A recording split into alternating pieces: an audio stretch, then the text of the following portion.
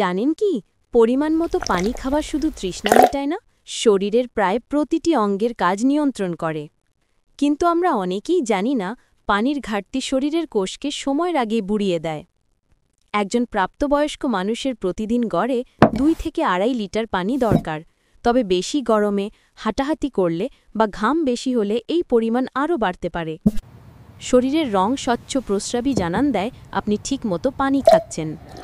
পানি এমন কিছু রোগ প্রতিরোধে কাজ করে যা আমরা খুব কমই জানি, যেমন কিডনির পাথর হবার ঝুঁকি কমায়, পাকস্থলীর অ্যাসিড ঠিক রাখে, ব্রেনের ফোকাস বাড়ায় এবং রক্তকে স্বাভাবিকভাবে তরল রাখে, যা হৃদরোগ প্রতিরোধে সাহায্য করে। আরও এক অজানা তথ্য, অল্প পানি শূন্যতাই বা মাইল্ড ডিহাইড্রেশনই মুড, মনোযোগ এবং শক্তির মাত্রা 20 থেকে 25% পর্যন্ত কমিয়ে দিতে পারে। অথচ প্রতিদিন ঠিকমতো পানি খেলেই এসব সমস্যা কমে যায়। তাই মনে রাখুন, পানি শুধু পানীয় নয়, এটি শরীরের জ্বালানি। সুস্থ থাকতে আজ থেকেই লক্ষ্য রাখুন, প্রতি 2 ঘন্টায় 1 গ্লাস পানি। টোটকা: সহজে জীবনের সমাধান।